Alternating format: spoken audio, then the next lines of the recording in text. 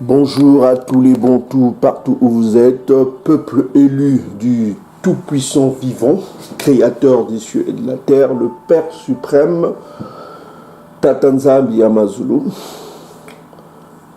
Et nous vous remercions beaucoup au nom puissant de notre roi Isaiah Congo, l'archange Congo, qui vient pour nous délivrer, de tout ce que nous subissons. Donc, toutes mes salutations à tous les Bantous partout où ils sont, ceux qui sont réfugiés au-delà du fleuve de Couche, ceux qui sont dispersés parmi les nations à cause de l'esclavage subi, et à cause aussi de la situation économique, ceux qui ont quitté au-delà du fleuve de Couche pour aller chercher de quoi se nourrir, de quoi subvenir aux besoins de ceux qui sont restés dans la pauvreté. Donc, toutes mes salutations à tous les Bantous, nos captifs parmi les nations, ceux qui sont captifs parmi les nations, toutes mes salutations à tous les Bantous qui enseignent avec vérité sur Internet pour nourrir le peuple avec la loi. Donc, voilà. Donc, je vous remercie beaucoup. Aujourd'hui, nous revenons. Nous sommes aujourd'hui le 8, samedi le 8 septembre. Les jours passent vite. Hein. Donc, le programme, c'est que nous avons une conférence qu'on vous montrera dès qu'on finira une conférence. On va aller faire une conférence là. Mais pour l'instant, nous allons rapidement vous expliquer, répondre aux questions que nous trouverons sur notre mail. Mais avant de répondre aux questions, nous allons d'abord vous donner des outils utiles pour vous, pour vos recherches, hein, pour vos propres recherches. Ce que nous avons trouvé sur Internet, parce qu'il y a ce qu'on appelle les updates. Hein. Il y a des choses qui évoluent, il y a des trouvailles, et nous voulons vous partager ces trouvailles-là pour que vous renforcez votre foi dans ces derniers temps que nous vivons. Donc, et puis juste pour vous donner une information, demain ce dimanche, c'est la nouvelle lune, hein? C'est the new moon. Vous savez l'importance de la nouvelle lune, comme on vous avait dit. La nouvelle lune nous permet de jeûner, parce que dans ces derniers temps, il faut jeûner, il faut vraiment jeûner. Et pour cela, nous avons besoin de vous rappeler que Joël chapitre 2, il nous est demandé de revenir à Tatanzambi, de revenir à ses exigences, afin qu'il revienne vite nous délivrer de tout ce que nous subissons au quotidien. Donc, voilà. Donc ici, nous avons bonjour à tous les Bantous partout où vous êtes, que le Père suprême soit loué, soit glorifié. Donc aujourd'hui, nous avons des instruments qui vous permettront de faire vos propres recherches. Donc nous avons trouvé sur Internet ce que vous voyez ici, vulgate.org. Vous pouvez aller faire vos propres recherches.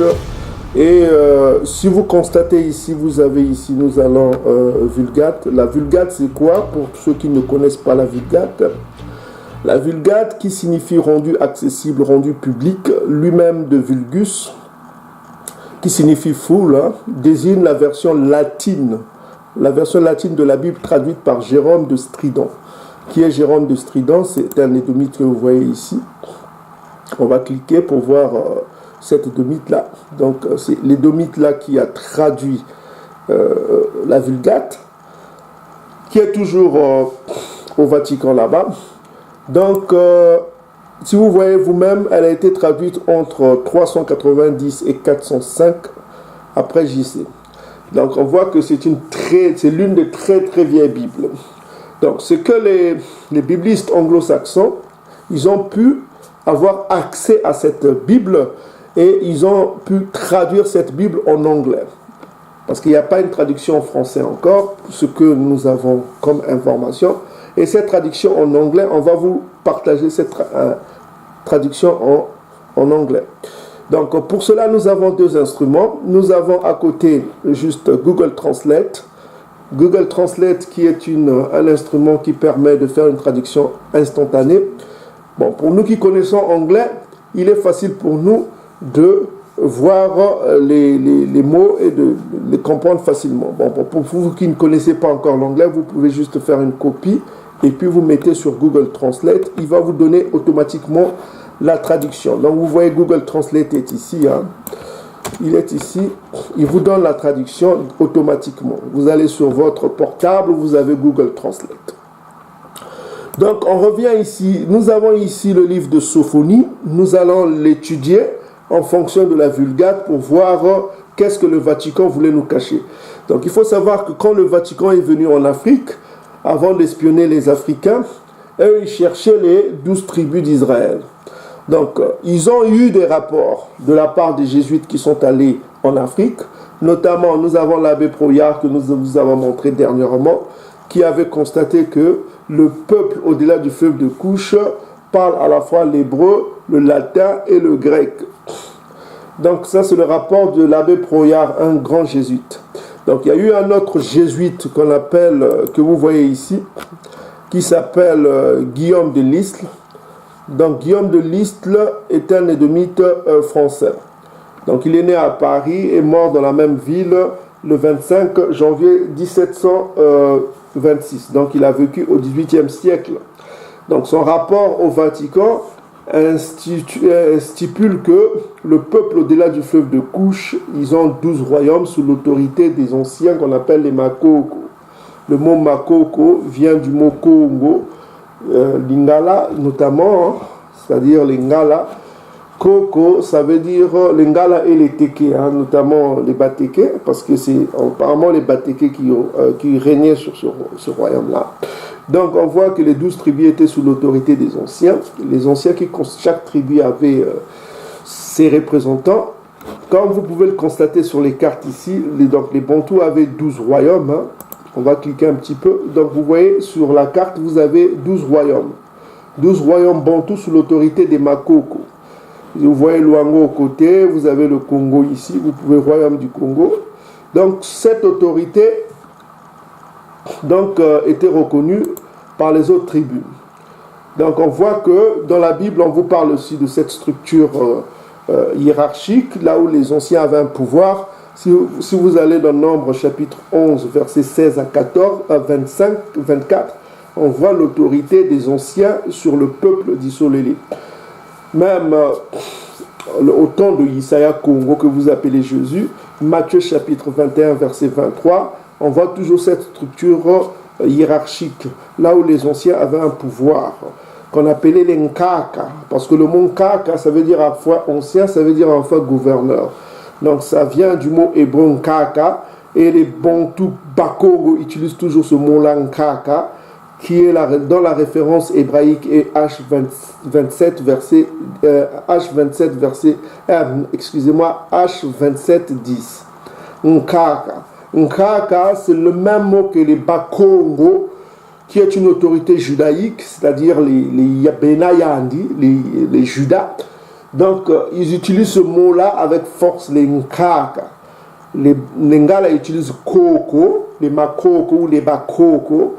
Les Bantous, Bakong utilisent Nkaka. Donc, si vous allez dans Matthieu chapitre 26, versets 3 et 47, vous voyez toujours cette structure hiérarchique, là où les anciens avaient beaucoup d'autorité sur le peuple élu.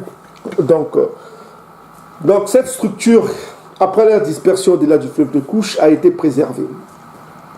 Donc, dernièrement, on vous a parlé de la tribu de Zibulani. On vous a révélé la tribu de Zibulani, Zaboulon. D'ailleurs, nous sommes le seul sur YouTube, sur toute la planète que vous respirez, la planète Terre. Nous avons reçu cette révélation de l'archange Congo et nous vous l'avons partagé. Il y a d'autres secrets que nous ne pouvons pas vous partager, mais ce que vous entendrez de nous, vous aurez des indices pour vous-même vous faire constituer le secret. C'est comme un puzzle. Donc on va vous donner juste des indices, beaucoup d'indices pour que vous-même dans votre esprit, parce que vous avez l'esprit des fils de Benanzambi, vous avez ceux qui gardent la loi, ils ont cette capacité, cet esprit Congo qui va les permettre eux-mêmes de voir la vérité et de la constituer. Donc nous allons vous donner beaucoup d'indices. Il faut suivre toutes nos vidéos parce que nous avons déjà donné beaucoup d'indices. Parce qu'il y a d'autres secrets que nous ne pouvons pas vous révéler sur YouTube. Ok? Il y a des gens qui sont sélectionnés qui peuvent recevoir ce secret-là. Donc, c'est pourquoi, écoutez, on va voir comment, quel était l'esprit des jésuites. Donc, nous sommes dans Sophonie chapitre 3 pour voir un peu la traduction qui a été faite par Jérôme en 390 et 405 avant JC. Donc, c'est une très vieille Bible. Plus vieille même que la Bible que nous nous avons montrée, la Bible anglo-saxonne, King James 1611. Là, on parlait notamment de Tatanzambi dans les apocryphes que nous vous avons montré. Donc ici, elle est très vieille. Donc on va voir un peu quel était l'esprit de nos ennemis du Vatican, quelles informations ils avaient en fonction pour savoir où ils pouvaient dénicher le peuple de Tatanzambi, le peuple du Dieu vivant. Donc, le livre de Sophonie donne des indices. Le livre d'Ésaïe, chapitre 18, donne aussi beaucoup d'indices pour savoir où sont les dispersés du peuple du Dieu vivant, créateur des cieux et de la terre. Où sont-ils cachés? Parce qu'ils étaient cachés, ils ne voulaient pas révéler leur identité. C'est pourquoi la transmission n'a pas été bien faite par nos bankaka. Parce qu'ils voulaient cacher leur identité. Mais ils ont été découverts par les jésuites. Ils ont pu découvrir leur localité avec l'évolution des moyens maritimes qui leur permettaient maintenant d'accéder au-delà du fleuve de Couche, parce que la forêt les empêchait avec les chevaux avant. Maintenant qu'ils ont eu accès, ils ont eu la technologie maritime qui leur permettait de faire de longs voyages, ils ont pu atteindre le royaume Congo qui était le quartier général de 12 royaumes Bantou. Donc ici on va aller dans Sophonie chapitre 3. On va commencer au partir du verset 10 qui nous concerne. Donc ici il y a le latin d'abord parce que il y a ultra fulmina à Ethiopia inde suppléé. Voilà. Vous prenez juste ça. Vous copiez ça en latin. Parce que ici, vous avez la traduction faite en anglais. On dit « From behind the rivers of Ethiopia shall my suppliant, the children of my dispersed people, bring me an offering. » Donc ici, je vous traduis pour moi qui connais. Donc au-delà du fleuve de l'Éthiopie, mes suppléants, c'est-à-dire mes adorateurs, mes serviteurs, si vous voulez, suppléants et serviteurs, the children of my dispersed people. Donc il y a une différence qui est faite. Ils disent que les enfants de mon peuple dispersé.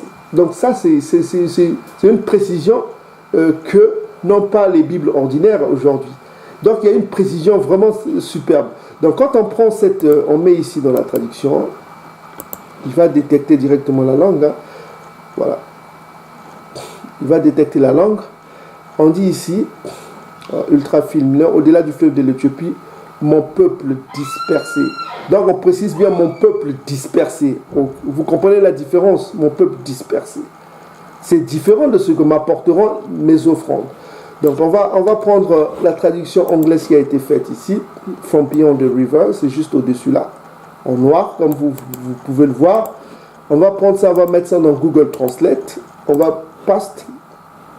Donc on dit ici, au-delà du fleuve de l'Éthiopie, mes suppliants, comme je vous ai dit que ça veut dire serviteur.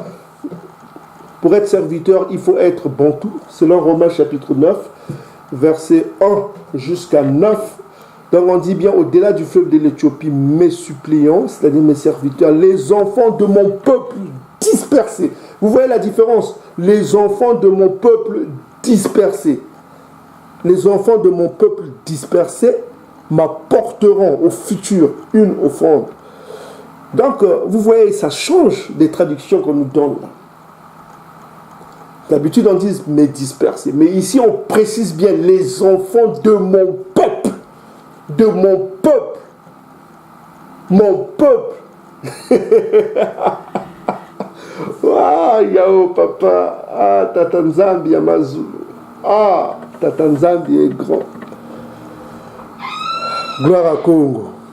Donc il dit, ici on précise bien dans la Vulgate latine qu'on gardait nos ennemis du Vatican, on précise bien les enfants de mon peuple dispersés. Ça change et c'est très fort, mes frères. Ça date de entre 390 et 405 après JC. C'est pas... C'est incroyable.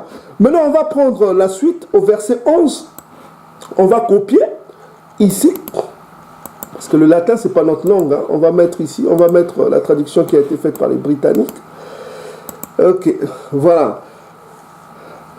On dit, en ces jours-là, tu n'auras pas honte. Dans toutes vos Bibles, on dit que tu n'auras plus à rougir. On vous a démontré ça. Ici, on précise bien Echem. Je vous avais déjà donné la traduction. Tu n'auras plus honte de toutes les actions par lesquelles tu as transgressé contre moi. Qu'alors je retirerai du milieu de toi tous tes orgueilleux fanfarons, et tu n'auras plus, tu ne seras plus élevé à cause de ma montagne sainte. Donc c'est toujours que le peuple a eu rendez-vous à la montagne sainte, c'est-à-dire Ntsiyani. Vous voyez, ici on précise bien que le peuple a rendez-vous à la montagne sainte, Ntsiyani. Maintenant on va prendre la suite, verset 12. Verset 12, on dit ici, on dit quoi? Verset 12, ok. Verset 12, je laisserai au milieu de toi un peuple pauvre et nécessité, ils espéreront au nom de Congo. C'est-à-dire que, ici on traduit Seigneur. Donc, on voit ici que le peuple qui sera au-delà du fleuve de Couche sera un peuple pauvre et nécessité, qu'ils auront des nécessités, ça veut dire qu'ils auront des choses qu'ils n'auront pas, quoi. Voilà, quoi. Les pauvres, c'est ça la pauvreté. Ça vous rappelle Apocalypse chapitre 2, verset 9. Je connais ta pauvreté, ta détresse, bien que tu sois riche, et les calomnies de la part de ceux qui se disent bantous, mais ne le sont pas, mais qui sont une synagogue de Satan. Voilà. Donc on voit la suite ici, verset 13, on nous dit quoi? Les restes d'Isolélé. Les restes d'Isolélé, c'est-à-dire que les élus d'Isolélé, quoi, les restes, remnant. Les restes d'Isolélé ne commettront pas d'iniquité. Pourquoi ils ne commettront pas d'iniquité? Parce que il leur sera donné, souvenez-vous, dans Ézéchiel chapitre 37, ils auront l'esprit promis. Ils auront l'esprit qu'on leur donnera. Le vrai Saint-Esprit qui viendra en eux, quand Isaïe lui-même viendra. Et cet esprit-là, de la crainte de Tatanzambi qui habitera en eux, ne leur permettra plus de commettre quoi? L'iniquité, le péché. Ils ne parleront plus de mensonges parce qu'ils seront un peuple véridique qui parlera de la vérité. Et on ne trouvera pas en eux de langue trompeuse dans leur bouche. Donc, les Vatican avaient ces informations-là cachées. Avant même l'esclavage, ils connaissaient là où était caché, selon la prophétie, le peuple du Dieu vivant, créateur de l'univers et de multi-univers. Regardez le ciel. Tout cela a été créé par le Père suprême, qui a mis sous l'autorité de tout cela un archange qu'on appelle Congo. Et le peuple de Congo, c'est les Bantous. Peuple Bantou. Vous voyez la grâce que vous avez?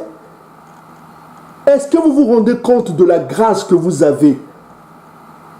Est-ce que vous vous rendez compte du pouvoir qui vous sera donné? Est-ce que vous vous rendez compte que ce qui vous attend, ce n'est pas un royaume terrestre? Ce n'est pas le Congo, le Kenya, la Zambie, l'Afrique du Sud, tout ça. Ce n'est pas ça qui vous attend. Si vous gardez, si vous revenez à Tatanzanie, qu'est-ce qui vous attend? C'est le royaume de Mazulu, le royaume des cieux. C'est une partie des cieux qui viendra sur terre.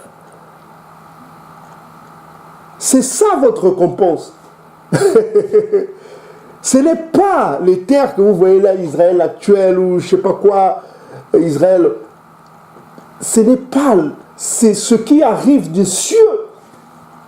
Apocalypse chapitre 21, c'est ça qui est votre récompense.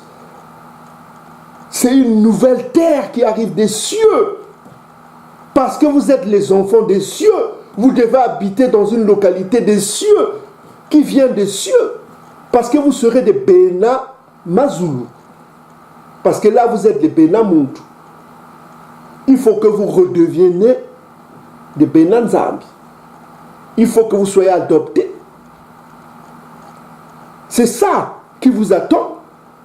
Vous serez comme des anges, avait dit Isaiah Congo, des Malek. Vous n'êtes pas appelés à vous attacher à ce monde-là. C'est pas ça votre récompense. Votre récompense vient des cieux. Le royaume de Mazulu. C'est ça votre récompense. C'est ça qui vous attend. C'est ça la promesse.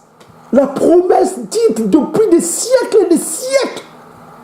Abana, Yakuba, Iseka, Massa. C'est ça la promesse. Les prophètes Ilimaya, les prophètes Kanga, les prophètes Simon Kimbangu, les mamans Mafuta, les mamans Vitan Kimba. C'est ça la promesse qu'ils avaient dit. C'est ça.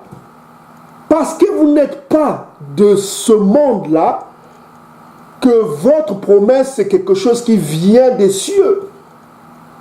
On vous l'a dit.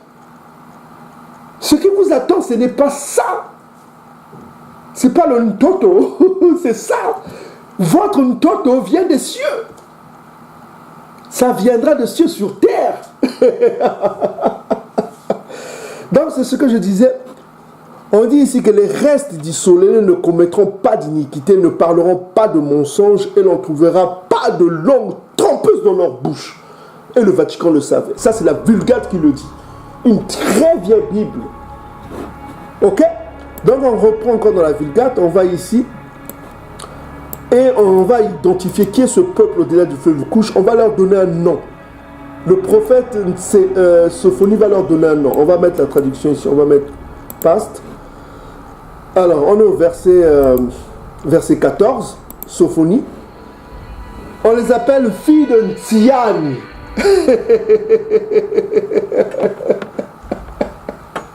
Comment étaient les filles de Ntian? Ils vont vous poser la question, comment étaient les filles de Ntian? Hein? Allez dans Cantique de Cantique, chapitre 1, je crois verset 5. Je suis belle, fille de Jérusalem, fille de Ntian. Je suis noire. Ils étaient noirs, les filles de Ntian. Cantique de Cantique vous le dit.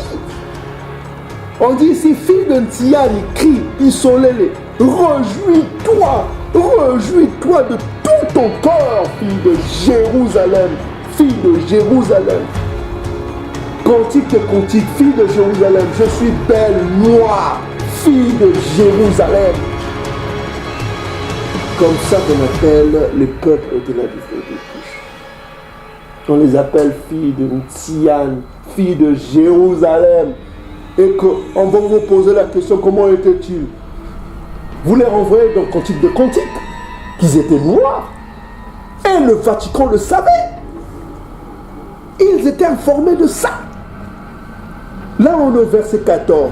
Maintenant, allons au verset 15. 15.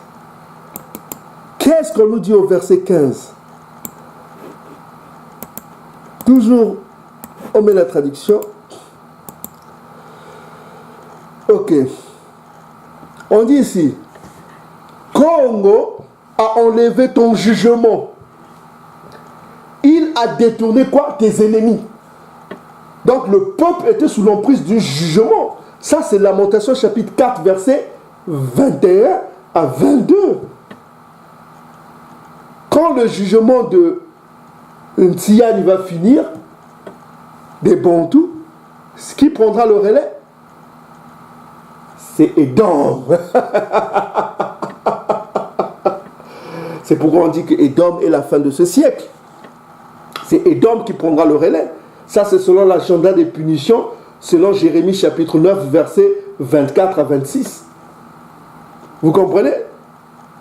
On dit ici, Congo a enlevé ton jugement, il a détourné tes ennemis. Ce peuple a des ennemis.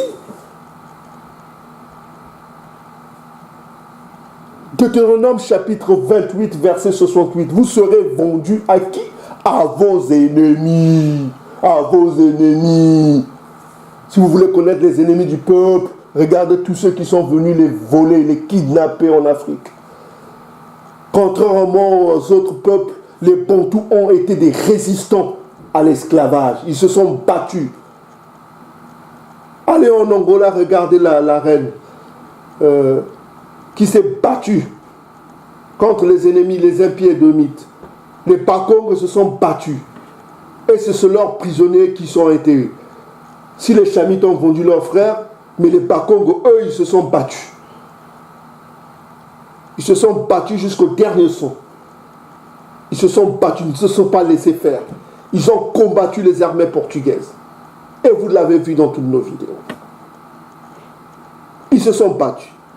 On dit ici, Congo a détourné tes ennemis. Le roi du Solélé, le roi du Solélé. C'est qui le roi du Solélé? Le grand chef. Daniel chapitre 12, verset 1 à 2. Makaya Congo. C'est un archange qui est la tête du peuple Israël. Le peuple du Solélé Ponto. Que vous a dit Isaïe dans Matthieu 23, 9 à 10? Il y a un seul chef. Il ne peut pas avoir deux chefs. Daniel vous dit qu'il y a un seul chef. Pourquoi cherchez-vous des chefs, des chefs, des chefs, des chefs, des chefs? C'est Congo votre chef. On vous a démontré le nom Congo vient de Kanga qui veut dire fermé. Congo ça veut dire la ceinture. Et la ceinture c'est quoi? C'est le symbole de la vérité. Et son nom est quoi? La parole de Tatanzami. Selon le livre de Révélation, Apocalypse chapitre 19. Son nom est la parole de Tatanzami. Et lui-même dit quoi? La parole c'est quoi? C'est la vérité. Dans Jean chapitre 6. La parole c'est la vérité. Et son nom est quoi? La vérité. Comment sera appelée la nouvelle Siani selon Zacharie chapitre 8? Ça sera appelé ville de la vérité. Ville de Congo. Donc on vous a démontré toutes ces choses-là pour vous amener petit à petit à la vérité. Pour découvrir les choses cachées. Ok? Donc on dit ici, Congo a enlevé ton jugement. Sophonie chapitre 3 verset 15. Le roi du soleil, c'est-à-dire l'archange Congo. On dit même le Seigneur, c'est-à-dire le chef. Ya. Nous on dit Ya. Ya ça veut dire le chef, c'est le suprême. C'est le Nkolo. Le Nkolo. Pour les Ngala qui disent Nkolo. Nkuluntu. Ok? Est au milieu de toi. C'est-à-dire il sera là, l'archange Congo. Il sera au milieu du peuple. Le livre de Yahé, Joël le parle encore, il sera au milieu de son peuple. Et il dit, tu ne craindras plus le mal. Tu ne craindras plus le mal. Personne ne viendra te déranger, puisqu'il lui-même sera là. Écoute la suite. Verset 16. Verset 16 nous dit quoi? On va mettre, nous sommes toujours dans la Vulgate. En ce jour-là, on dira de Salam, à Jérusalem, ne crains pas, à Tsiani, que tes mains ne soient pas affaiblies. Ok? Maintenant, verset 17, on dit quoi? Ok, verset 17, on va mettre la traduction. Verset 17 nous dit quoi? En ce jour-là, Congo, ton Tout-Puissant, au milieu de toi est puissant. Regardez la suite. Il sauvera, c'est un sauveur. Congo, c'est le sauveur. C'est lui le sauveur. Il se réjouira de toi avec joie. Il se taira dans son amour. Il sera joyeux sur toi dans la louange. Congo. Voilà. Verset 17. Au verset 18, qu'est-ce qu'il dit? On prend le verset 18. Toujours la Vulgate, on est en train de décortiquer dans une très vieille Bible, le livre de Sophonie chapitre 3. On dit ici, les égarés qui ont été égarés de la loi, je me rassemblerai parce qu'ils étaient de toi, afin que tu ne souffres plus de reproches pour eux. Vous voyez que ça change des différences de tout ce qu'on nous a donné dans la Bible. Vous voyez les différences? Les égarés qui ont été écartés de la loi, je me rassemblerai parce qu'ils étaient de toi, afin que tu ne souffres plus de reproches pour eux. Verset 19 maintenant. On va prendre le verset 19. Sophonie 3, verset 19, dans la Vulgate. On va prendre verset 19. Ok. On va mettre ici. Ok. Voici, je retrancherai tout ce qui t'a affligé en ce moment-là, et je la sauverai, elle s'arrêtera, et je la rassemblerai, je leur ferai l'éloge et le nom dans tout le pays où ils se trouvaient, mettre en confusion. Donc, tous ceux qui sont allés en esclavage, nos frères, tout ça, ils seront rassemblés. Tous ceux qui sont allés en esclavage, qui ont souffert, dont Edom a mis en confusion, disant qu'ils ne sont pas le peuple de Tatanzambi. Tatanzambi les rassemblera. Congo les rassemblera. Ok? Congo les sauvera. Vous comprenez ce que vous avez? C'est puissant, hein? Allez, on est au verset 20. On va terminer au verset 20. Verset 20 dit quoi? Ok. Sophonie chapitre 3, verset 20. Nous sommes dans la Vulgate, traduction Vulgate du latin. Ok. En ce temps-là, quand je t'amènerai, ok? Je t'amènerai. I will bring you. Ok? Au moment où je te rassemblerai. Dit Congo. Ok? Ok. Ok. En ce temps-là, je vous donnerai un nom, quand je vous rassemblerai, je vous donnerai un nom de louange parmi tous les peuples de la terre, quand je ramènerai votre captivité sous vos yeux. C'est-à-dire que quand je ramènerai vos captifs sous vos yeux. C'est la même traduction. Hein. Je vous rassemblerai, je vous ramènerai, quand je ramènerai vos captifs sous vos yeux. C'est-à-dire le peuple sera ramené dans la nouvelle Salama qui viendra du ciel. Et ils seront rassemblés d'abord, ils seront ramenés dans la nouvelle Salama qui viendra du ciel. Et on leur donnera un nom de louange parmi tous les peuples de la terre. Quand Congo ramènera les captifs des Bantous sous vos yeux, sur leurs yeux. C'est-à-dire, ils verront le miracle qu'a vécu Massa, au temps de Massa, le peuple Bantou, le peuple élu. Donc, en conclusion, vous avez ici le décor. On revient encore, toujours comme on vous a dit, au verset 10, on précise bien que les Bantous sont les dispersés du Dieu vivant. C'est ça la différence que vous ne trouverez pas dans vos Bibles, que c'est les dispersés du Dieu vivant, créateur des cieux et de la terre. C'est-à-dire, ils sont le peuple dispersé du Dieu vivant, du Tout-Puissant, créateur des cieux et de la terre. Vous comprenez ce que ça veut dire? C'est le peuple élu. Les Bantous que vous voyez tous les jours. Les Bakongo, les Mangala, les Bateke, les Baluba, les Douala du Cameroun, au sud du Cameroun, tout ce monde-là, les Bantous là. Vous allez en Afrique du Sud, les Zoulous, ils s'appellent même Zoulous. Zoulou, ça veut dire peuple du ciel.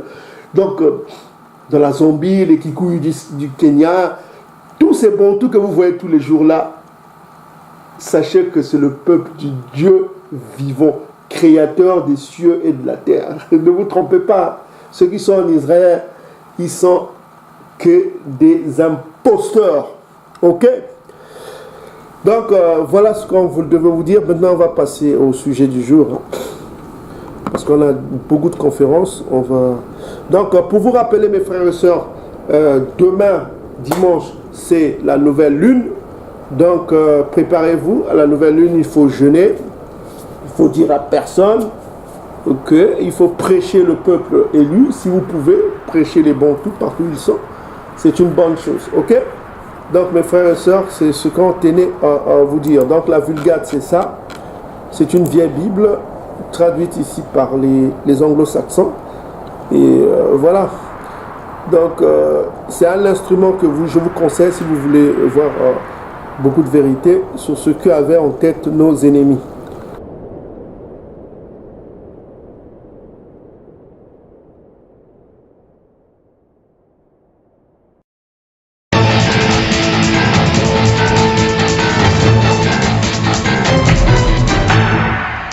Bienvenue et merci d'être avec nous pour ce nouveau numéro de Reporter, le magazine de grands reportages de la rédaction de France 24. Direction aujourd'hui une région perdue à la frontière de la Sibérie et de l'extrême-orient russe dont vous n'avez sans doute jamais entendu parler. Il s'agit de l'État autonome du Birobidjan.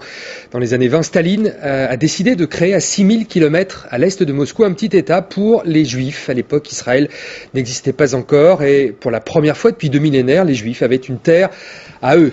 8 décennies plus tard, cet État, plus vaste que ne l'est aujourd'hui Israël, existe encore au cœur de la Russie, mais les Juifs n'y sont plus qu'une minorité. Une équipe de France 24 est allée voir aux confins de la Sibérie à quoi ressemble le Birobidjan et ses habitants. C'est un reportage de Stanislas de Saint-Hippolyte et Johan Baudin. Le transsibérien, un des trains les plus célèbres au monde. 9000 km de voies ferrées qui traverse le continent d'ouest en est, de Moscou jusqu'au Pacifique. Pour les usagers, le train n'a rien d'un mythe, la ligne est simplement le cordon qui les rattache au monde. Olga Friedman revient d'une formation de coiffure à Vladivostok. Il y a plus de 50 ans, sa grand-mère a pris ce même train. Elle fuyait le nazisme.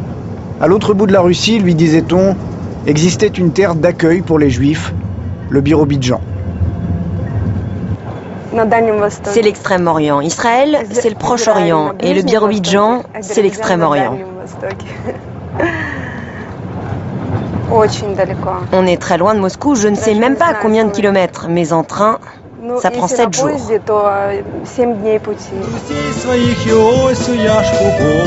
3 générations plus tard, la famille Friedman a fait souche dans ce petit État lointain, l'État autonome juif du Birobidjan. Une petite station sur le transsibérien, 200 000 habitants à peine dans l'État, 80 000 dans la capitale, Birobidjan. En russe ou en caractère hébraïque, la culture juive ici est partout. Voici l'écrivain Shalom Aleichem. Dans les kiosques, les gens achètent le Birobidjan Stern. Le journal local est en russe et en yiddish.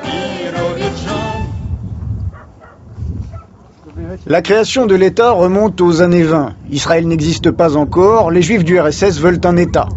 Staline accepte, mais les relègue aux confins de l'Empire. Une terre vierge d'habitants, inhospitalière, où l'hiver est très rude et l'été infesté de moustiques. Voici le gouvernement de la région. L'État est un sujet à part entière de la Fédération de Russie, avec sa propre assemblée. C'est le seul endroit en Russie où tous les documents officiels sont traduits en yiddish. Ici, les Juifs ne sont pas la majorité. Mais comme on dit en plaisantant, tu as le droit de ne pas être juif, mais il faut vivre comme un juif. Valéry Salomonovitch Gourievitch est membre du gouvernement. Il est juif comme beaucoup de ses collègues, mais c'est un hasard. La constitution locale n'exige aucune appartenance religieuse. Il fait moins 20 degrés, la rivière Biro qui coupe la ville est une vaste étendue de glace. Pourtant, ce n'est pas à cause du climat que beaucoup de Juifs ont quitté la région. De 30 000 au plus fort de leur histoire, ils ne sont plus que 4 à 6 000. La mère de Valéry Gourievitch, par exemple, vit en Israël.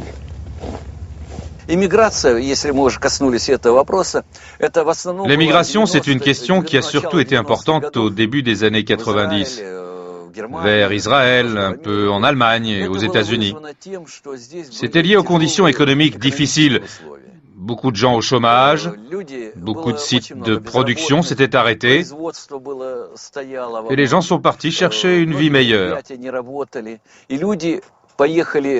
Mais aujourd'hui, c'est la 4e année de suite que l'on a plus de retours d'immigrés au Birobidjan que de départ.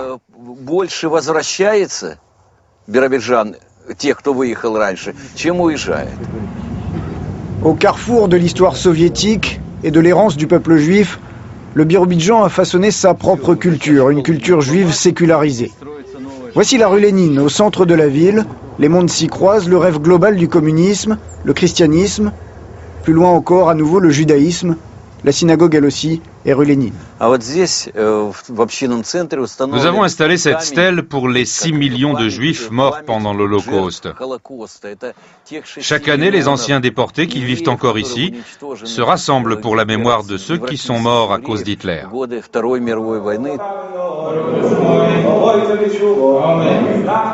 La synagogue principale de Birobidjan a été construite il y a 3 ans à peine.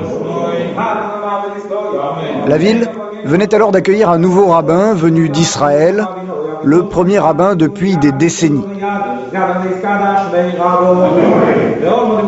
À son arrivée, le choc a été dur. Après 70 ans d'athéisme soviétique, plus personne ne connaissait les prières.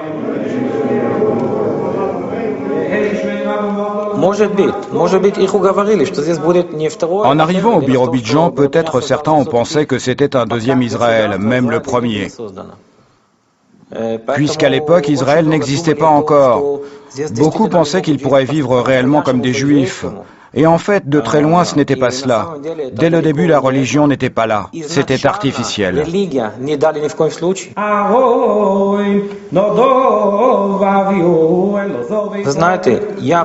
Vous savez, je connais bien le personnage de Staline. Personne ne me fera croire qu'il voulait faire quelque chose de bien pour les Juifs.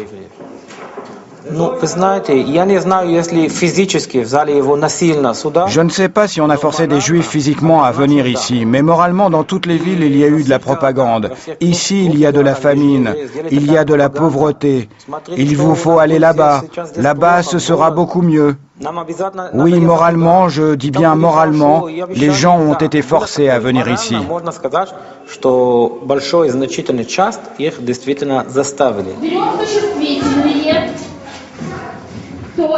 Dans les bâtiments de la synagogue, plusieurs générations se croisent.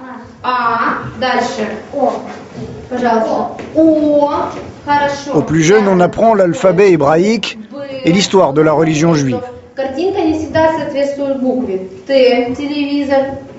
3 étages plus bas, les attendent leurs aînés. Ils évoquent les proches partis pour Israël.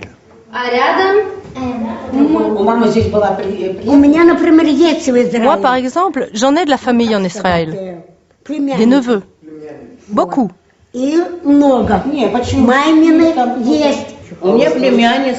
Moi, j'ai ma nièce et un petit-fils qui vivent en Israël. Moi, j'ai ma tante et mon frère et ma sœur. Bonjour à tous. Ça va bien? Parmi les plus âgés, peu savent encore s'exprimer en yiddish. Mais le sentiment d'être juif, même sans être religieux, est très fort.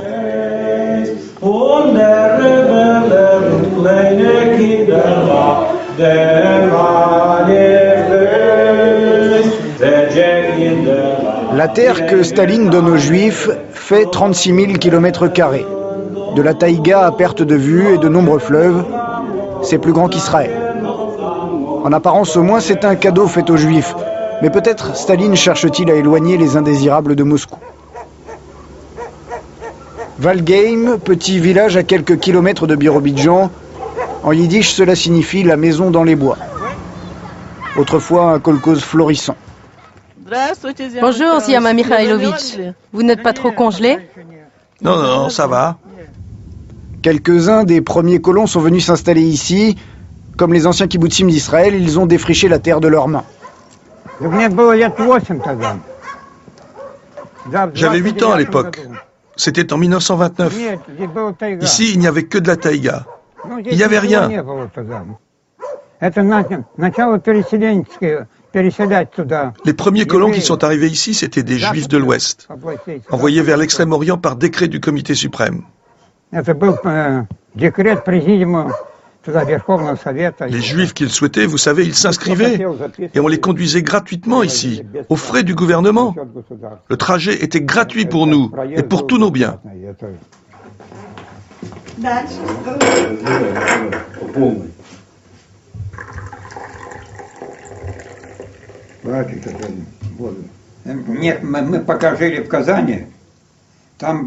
Avant de venir ici, quand on était à Kazan, mais oui, on observait les traditions religieuses. Mais quand on est arrivé ici, tout a été oublié. Toutes ces lois, toutes ces prières, on a tout jeté. Il n'y avait pas de synagogue, rien. Et croyez-moi, ça ne manquait à personne.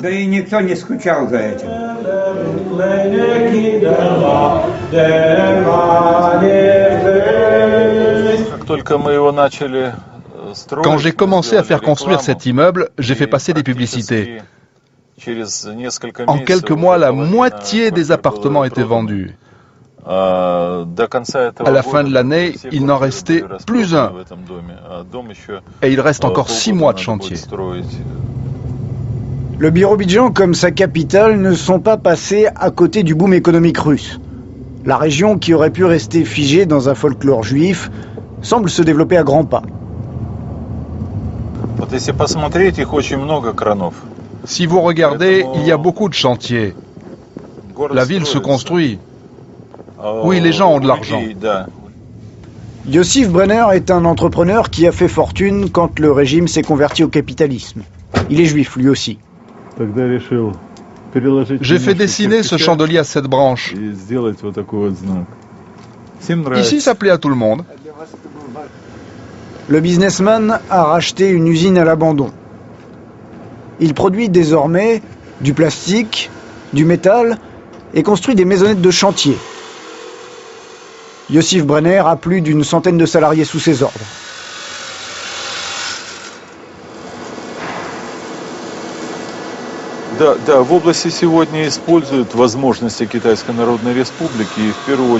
La région exploite les possibilités offertes par la Chine. La proximité permet de faire venir des matériaux, du métal par exemple. Oui, une bonne partie des matériaux vient de Chine. La main-d'œuvre chinoise, on s'en sert aussi.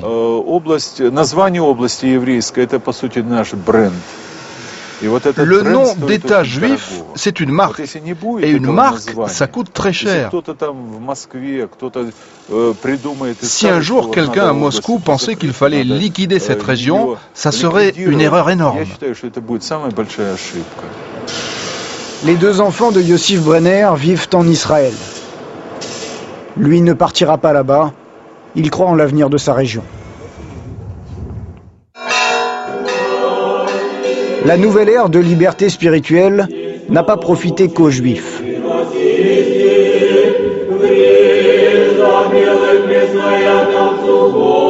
Ici, l'Église chrétienne orthodoxe a enregistré pour la seule année 2007 plus de 4000 baptêmes, presque autant que le nombre de Juifs vivant dans l'État.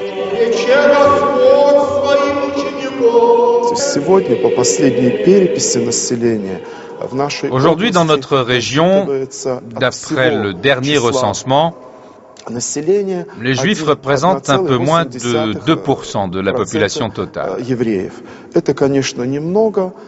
Bien sûr, c'est très peu. Mais la région a cette histoire juive. La culture est très profondément enracinée. Il faut dire cependant que les Juifs se sont fortement assimilés aux Russes. Beaucoup d'habitants de chez nous ont leurs parents en Israël. Eh bien, il n'est pas rare que certains de nos paroissiens viennent me demander une bénédiction avant leur voyage en Israël. Les liens forts avec Israël, l'absence d'antisémitisme, chose rare en Russie, font du Birobidjan un lieu à part.